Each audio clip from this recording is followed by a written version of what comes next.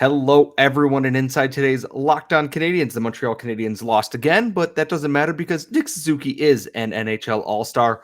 We're going to talk draft prospects, including Michkov and his KHL contract, and everything else in the Friday mailbag. So stay tuned for that and more inside today's episode of Locked On Canadiens. Our Locked On Canadiens, your daily podcast on the Montreal Canadiens, part of the Locked On Podcast Network, your team every day.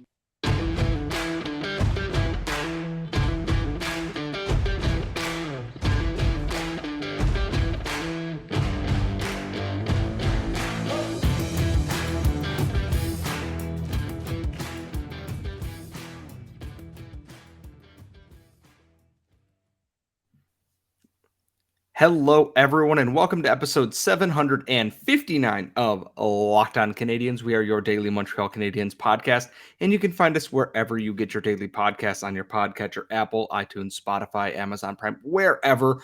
And if you are watching us on YouTube, I apologize for the state of my entire face. I am very tired, but thank you for subscribing. Please make sure you ring the bell to get notified every time we post a brand new video here on YouTube or go live. I am one of your hosts. I am Scott Matla. I have in my gloating cabinet a bronze medal from a Wild World Juniors Championship game. And by that, I mean I listened to it in the car on my way home from work. And joining me is my gold medal co-host, the active stick, Laura Saba. Laura, I'd ask you about how we felt about the Canadiens game tonight, but we're not going to spend too much time on that, unfortunately, this evening. No, and I'm going to go ahead and apologize for the state of my voice. I might be coming down with something, but we're going to, people keep telling us, stop apologizing. But you know what? We just think it's a courtesy to all of you listeners. Here's what. I don't want to talk about that Canadiens game at all. There's so much to talk about with regards to the Canadiens that we don't even have to get to the games. We don't. This is a rebuilding team, and, there's a lot going on. Obviously, Team Canada won at the World Juniors. We're not going to also focus too much on that because it's upsetting the way that, it's being framed. So I'm not happy about that. But you know what? The players did well. I'm very happy for the Canadiens prospects. I'm extremely, extremely happy with the showing that they've had over the course of this tournament. So if we look at the individual performances, it's great. But this is the thing with this Canadian season is that we have to look at individual performances, accomplishments. And there's one I think it's a huge honor, Scott, don't you? Yeah, and to touch on just the game for a second there was a point of this game where there were 4 total shots on net. All of them belonged to the Rangers, and the period was almost over. The Canadiens lost 4-1. Yoel Armia scored his first goal of the year, which is great. Outside of that, it was more of the same, and we'll talk about this at some point next week when I have time to actually compose my thoughts so that we are not editing a lot of this podcast with the words that I want to say about how they've played lately. But we're just going to shift to the good things and the individual good things that are happening right now, and that is Nick Suzuki has been named as the Canadiens representative to the NHL All-Star Game. The fan voting portion of that has now begun. There's a whole list of things, but including you have to use the right hashtag, the player's full name or their Twitter handle. You have to sign up for an NHL account and everything with that. But it all came down to 1 of 2 people with this. We either thought it was going to be Cole Caufield or Nick Suzuki. And being the captain of the Canadiens probably has a little bit of pull that goes with that. And this is to not say that I'm not extremely happy for Nick Suzuki, because I am, because Nick Suzuki rules, and you all know that we love Nick Suzuki. I want to see Cole Caufield at the NHL All-Star Game, because in all those skill competitions like accuracy shooting and everything, you got to get the small goals boy in there because it's what everyone demands right now. And we need the Cole and Nick bromance at the All-Star Game for all the video content that entails. I actually thought it would be Cole Caufield. Not that I don't think that Nick Suzuki is deserving. We've had lots of conversations on this podcast about Nick Suzuki being deserving of the praise that he gets, the accolades that he gets, the status that he has. I do think he's an all-star player. And again, like as I said, it is quite an honor. I know a lot of people don't take the All-Star Game seriously, but it's an honor, And so I'm very excited for Nick Suzuki, but I was surprised that they didn't pick Cole Caufield over Nick Suzuki this year, partly because Nick Suzuki went last year.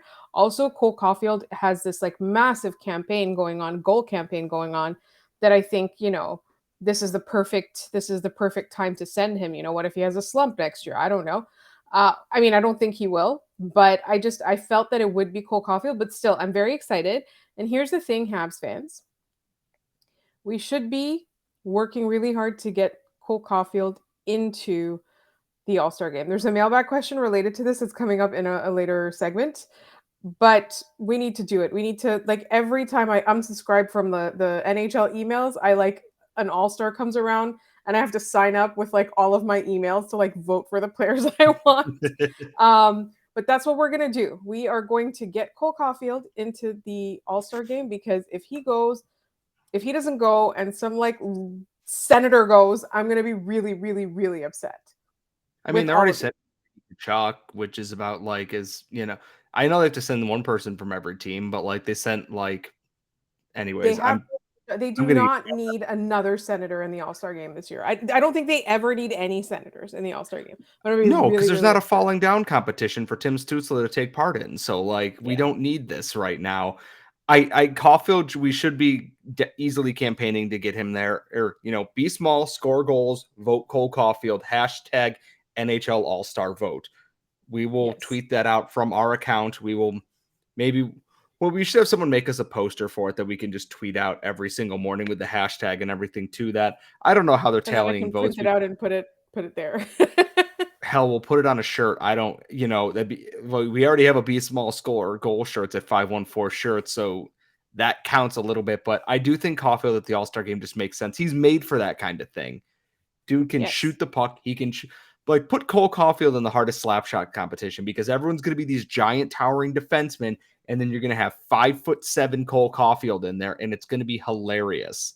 And I think that's what the All-Star game weekend is about, despite what John Tortorella says, which I cannot repeat his show on this or his quote on this podcast, because it will change our rating, and I don't really want to do that right now. So yes, please, let's get Cole Caufield to the NHL All-Star game. Let's get the video content. Let's get him in these competitions. Hashtag NHL All-Star vote, Cole Caufield. However else you want to do it. You want to take highlights and put it with it, go ahead. Laura, do you have any parting thoughts before we move on to our next segment? Yes. Just think of the Canadiens TikTok if they both go. That's all I'm saying. So much content. It's so much content. And let's honestly, like, really realistically look at it. Cole Caufield deserves to go to the All-Star game this year. That's objective. And absolutely, I agree with that. And we are going to change our gears now, because it is our last episode of this week, barring anything crazy happening, which...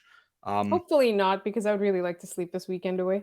Yeah, they delayed the Canadiens injury report until potentially tomorrow, so the news might not be great. So we will deal with that as we go. If it's big and things happen, one of us will record a special episode at some point this weekend, but we are going to change gears. It is our last episode. That means it is time for the Friday mailbag, and we're going to dive into all of that coming up in just one moment.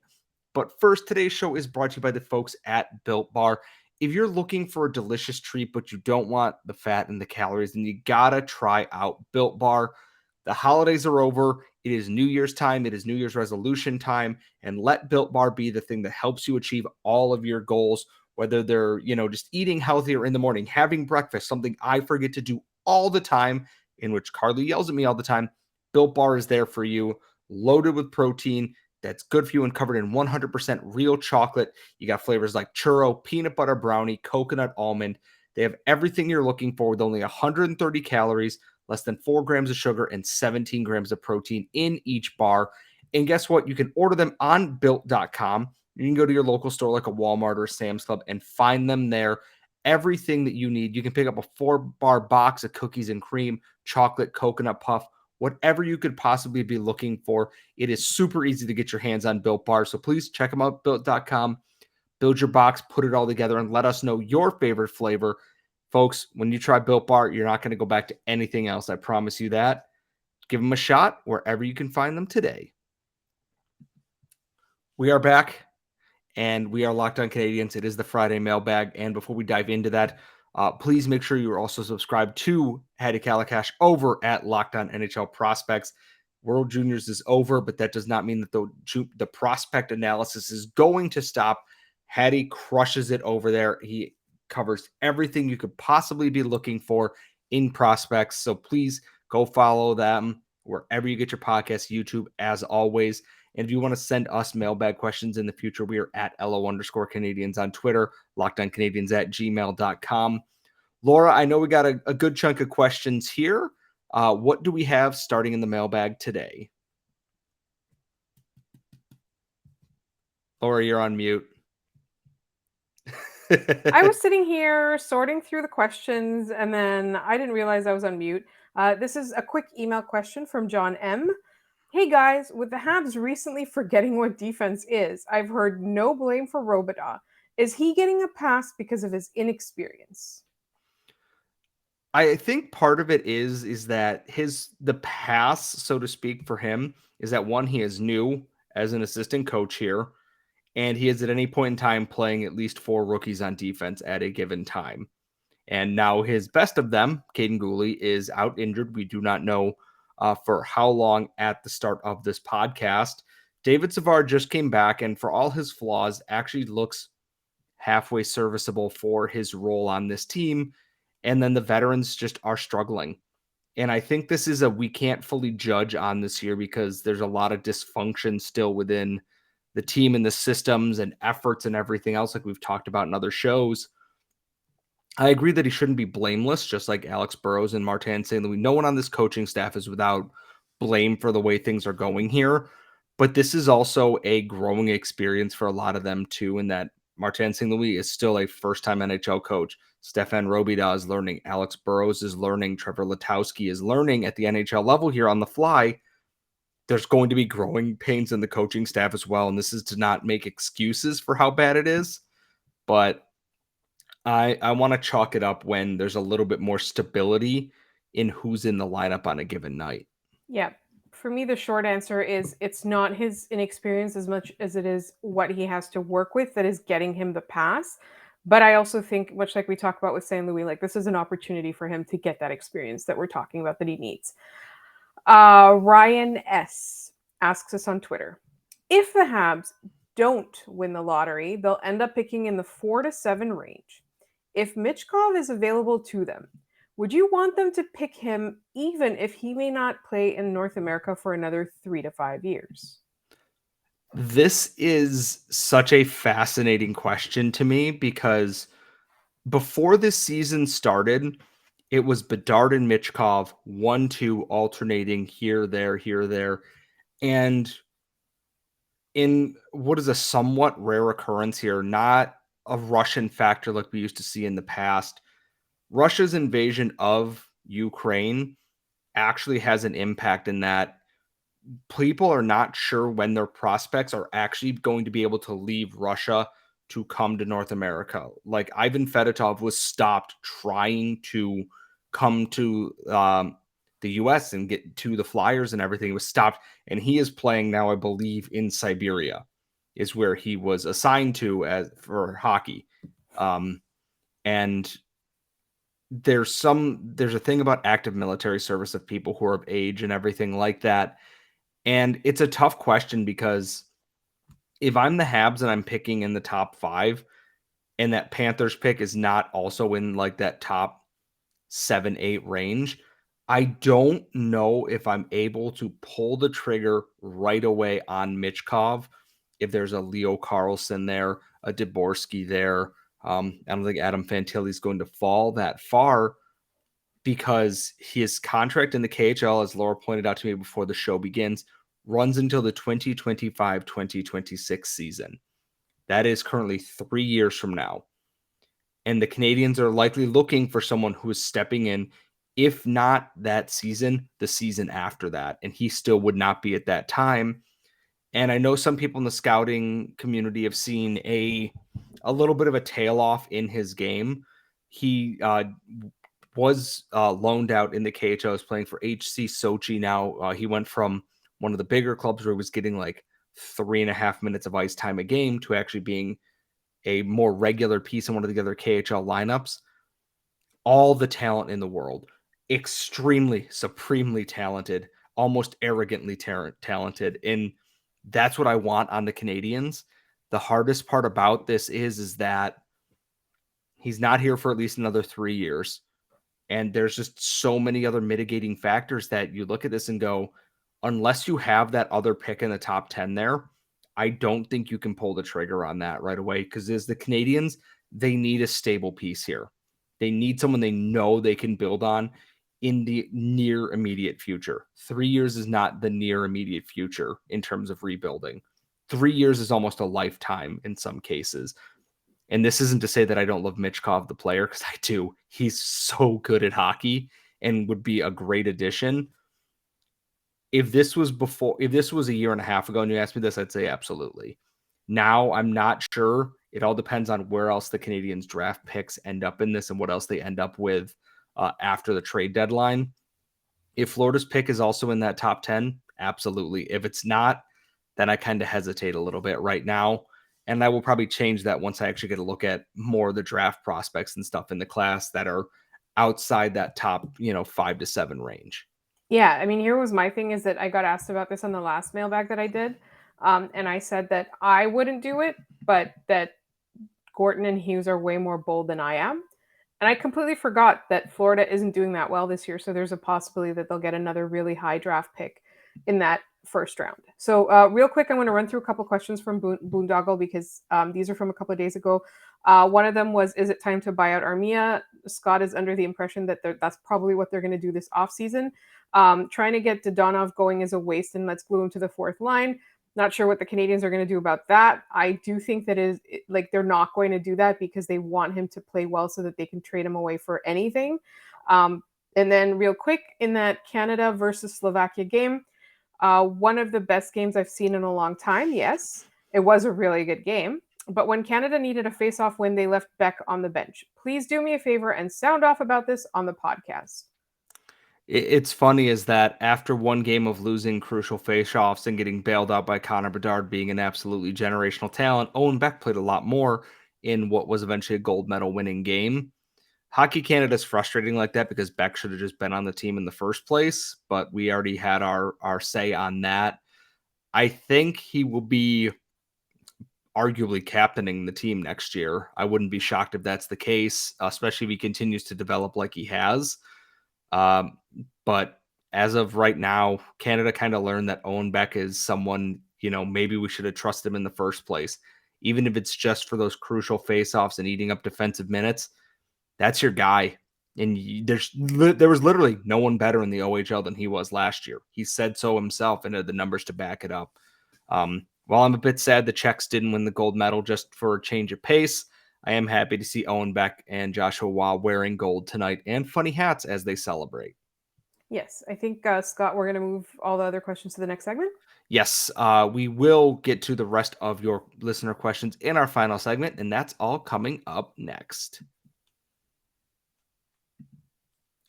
We are back here at Locked On Canadiens. As always, if you want to send us your mailbag questions for future mailbags, you just want to ask questions or give, constructive criticism at LO_Canadiens on Twitter, LockedOnCanadiens@gmail.com, or in the YouTube comments, just don't be a jerk. Literally the only rule, just don't be a jerk. That's all we ask. Laura, what else do we have in our mailbag today? Our good friend JD has two questions, one with a follow-up. One, if you were stuck in a life or death situation, like let's say a plane crash on a deserted island with a Canadiens player, who would you want it to be for the best interest of both your survival? I know what the follow-up question is this, so I'm not going to spoil my answer for that. I was going to say Carey Price because if there's one person who knows how to, hunt and forage and take care of himself outdoors, it's Carey Price. Shea Weber is gone. Oh boy. It's none of the young guys on this team, that's for sure. Oh man. Like, I want to say Paul Byron because I feel like Paul Byron has like the know-how of how to camp and like take care of everything out there and kind of keep a level head. But like no one on this team is really like, I'm outdoorsy and rugged and like Carey Price and Shea Weber actually were. So I guess I'm going to default to Paul Byron on this for right now. Okay, so mine is going to be Arbor Jackeye. because he would fight a bear and win, right? Like let's say we were somewhere with like predatory animals, like he would deal with them. So the other possibility for me is like we talk so much about cerebral. So like Nick Suzuki might not have the size and the brawn, but he has the intelligence to kind of get us out of situations. But I would certainly pick Arbor Jackeye. I'm just imagining like you got like you're stranded in like the tropical desert and it's just Arbor Jackeye just punching snakes in the face repeatedly. It's like don't do that, and just punching a friggin' boa constrictor over and over again. It's not doing anything because the boa constrictor's 30 feet long, but it's hilarious to look at either way. Yeah. I would feel in safe hands with Arbor Jackeye. So are we ready for the follow-up for this? Yes. Which player would you feel like you aren't surviving an hour with? Brendan Gallagher. Any of these things where it's like, who do you not want to be in this crucial high pressure situation? It's like it's Brendan Gallagher, Because who here's the thing, he's super clutch on the ice, but he cannot get out of any kind of mess in like real life. his thought process is like Pac-Man running around the maze trying to avoid the ghost, but you just suck at the game and you panic during that. He seems like a nice enough guy, and there's a reason why he's a fan favorite. But if I were to be stranded with Brendan Gallagher, I think I would just take my chances, like trying to figure it out myself. Longtime friend Johnny S. Should we try to John Scott Arbor Jackeye into the All-Star roster? Onto the All-Star roster? We can't do it for Caufield since the Atlantic already has 6 forwards named to the team. You can get Cole Caufield named to the All-Star team. I mean, if not, yeah, Jack Eye's the guy I would want to do there, just because I think I think he's got that cult following around the NHL at this point. One, because of his name, and two, because he beat the crap out of Zach Cassian and takes no crap. I'm still going for the Caufield thing until I'm like definitively sure that I can't vote for Cole Caufield. So, but Locked On Canadiens fandom here. If we cannot vote Cole Caufield to the All-Star game, we are taking all of that energy and we are devoting it to putting Arbor Jackeye at the NHL All-Star game. That way he can pile driver Brady Tkachuk during one of the contests and no one will say anything. A goalie droid asks us, what wildly unrealistic trade would you like to see Hughes make before the deadline? Mike Hoffman for like pre-RV. That's the thing, is like I can see the Oilers actually doing that though, because they're run by an idiot. Stupid. My thought was Anthony Beauvillier actually seems like one that might happen. Brock Besser's up in the air. My thought was wildly unrealistic means I want Sidney Crosby as a Montreal Canadian, but oh man. Now I've got Oilers on the brain and I want to trade for Jesse Puljujarvi again because where there was smoke, there's fire earlier. I'm trying to think of who has a really bad contract. The Canadiens will trade for JT Miller, but they will get Vasily Podkolzin and a second round pick in return for getting that contract out of Vancouver. And then they get Josh Anderson, who is just handsomer JT Miller. So this is true. No, he's better than JT Miller. Okay, he's more useful.